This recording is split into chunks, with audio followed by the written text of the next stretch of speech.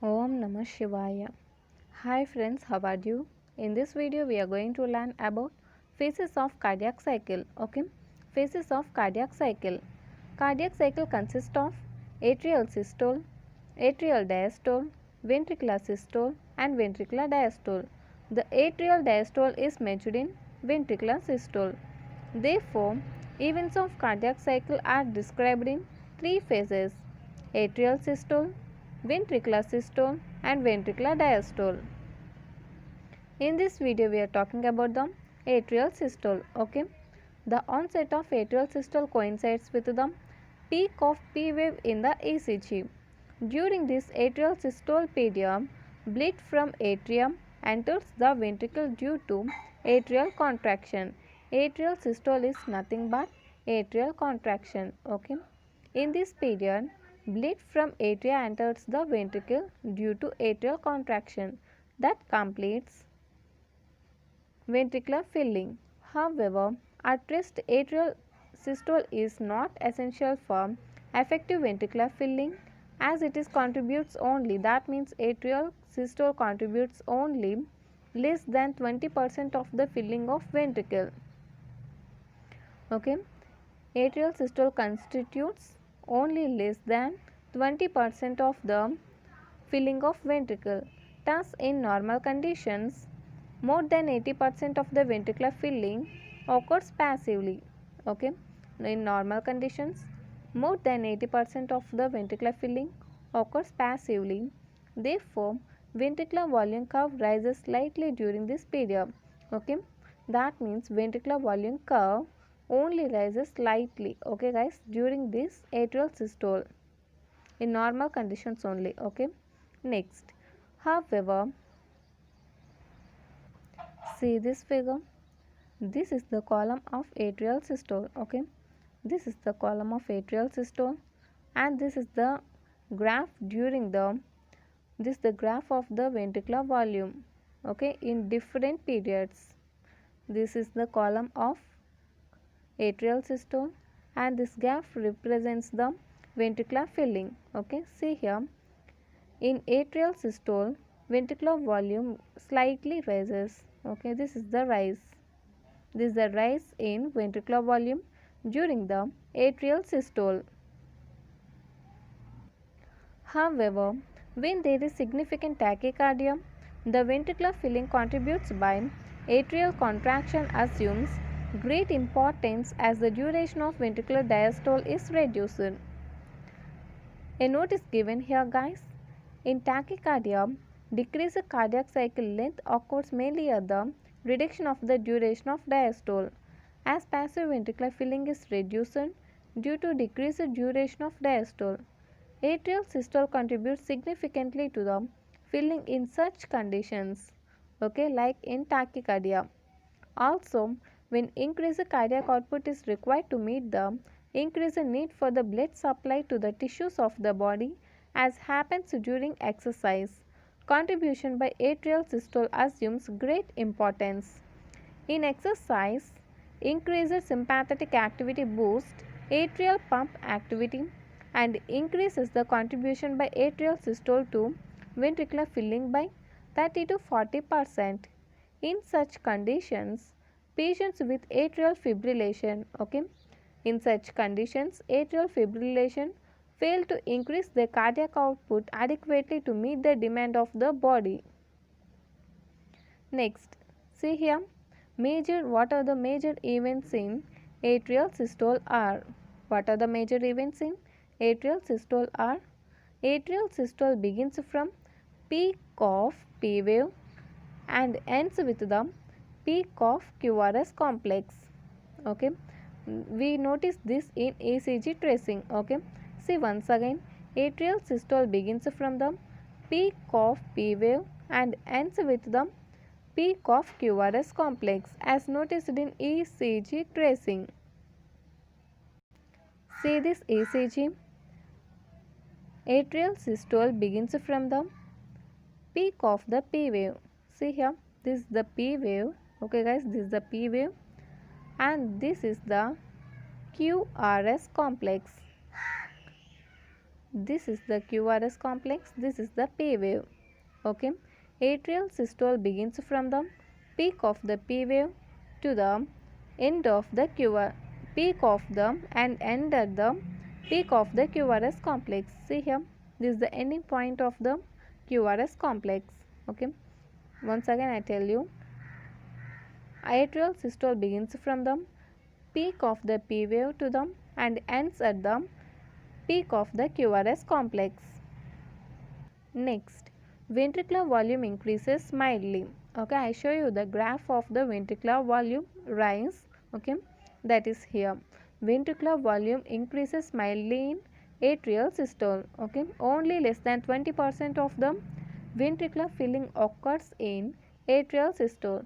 Greater than 80% of the blood filling occurs passively. Next, atrial pressure rises due to atrial contraction that causes the genesis of a wave in the jugular venous pressure curve. Atrial pressure, okay, or atrial contraction. Atrial pressure rises due to atrial contraction. Okay, the pressure in atrium rises due to the atrial contraction, and this leads to the genesis of the A wave in the jugular venous pressure. See this graph, guys. This is the graph that is produced in the jugular venous pressure. That I want to cover something about the jugular venous pressure, and that is, in jugular venous pressure, 3 positive waves, okay, and 2 negative waves are present. Okay, and in positive waves, A wave is one of the positive wave. Okay, A wave is one of the positive wave which is formed due to the increase in atrial pressure due to atrial contraction. Okay, atrial pressure increases due to the atrial contraction, and that produces the A wave in the jugular venous pressure. That means this A wave in jugular venous pressure produced due to the atrial pressure, which is rises due to the atrial contraction. This wave, guys, this is the graph. Remember, this is the graph in jugular venous pressure. In atrial systole, atrial pressure exceeds the ventricular pressure.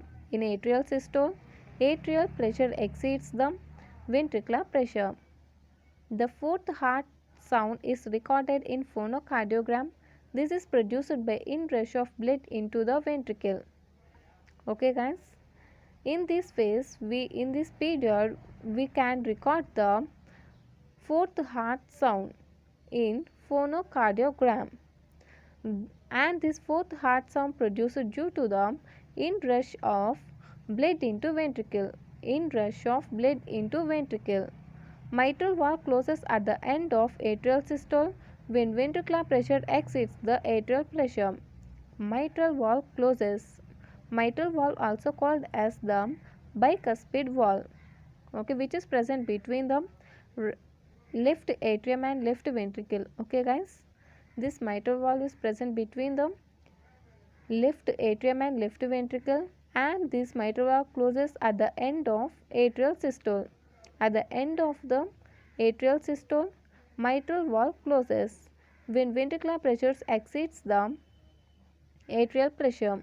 Okay, at the time when the ventricular pressures exceeds the atrial pressure, this bicuspid valve will close. Next, a small notice given about the atrial diastole. See this also. Atrial diastole. Atrial diastole follows the atrial systole, during which atrial filling occurs. Atrial diastole occurs during the ventricular systole. Okay.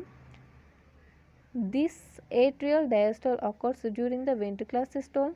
At the beginning of the ventricular systole, bulging of atrioventricular valve in the atrium results in increase in atrial pressure that produces C wave in jugular venous pressure. See here, atrial diastole occurs during ventricular systole. At the beginning of ventricular systole, bulging of atrioventricular valve in the atrium results in increase in atrial pressure that produces C wave in jugular venous pressure. See here, this is the C wave. Okay, this is the C wave. in jugular venous pressure, and this is formed due to the increase in atrial pressure. Okay, this C wave is formed due to the increase in atrial pressure due to the bulging of the valve. Okay, due to the bulging of the atrioventricular valve during the ventricular systole. During ventricular systole, atrioventricular valve will rises into the atrium and causes the increase in atrial pressure, and this produces the C wave. This A wave is produced due to the atrial contraction. So A, and this is produced due to the cuspid. Okay, cuspid means it is a tricuspid, bicuspid. Okay, this is about the C. Next, about the venous return. Venous return increases the atrial volume and increases the atrial pressure. This produces V wave in jugular venous pressure. Venous return increases atrial volume and increases the atrial pressure. This produces V wave in jugular venous pressure. See here, this is the V wave. Okay guys, this is the V wave which is formed due to the venous return of blood into atrium and causes the increase in the atrial volume, and thus that increases the atrial pressure in jugular venous pressure. A wave is formed due to the atrial contraction. C wave is formed due to the bulging of the cuspid valve. Okay, atrioventricular valve, bulging of the atrioventricular valve into the atrium.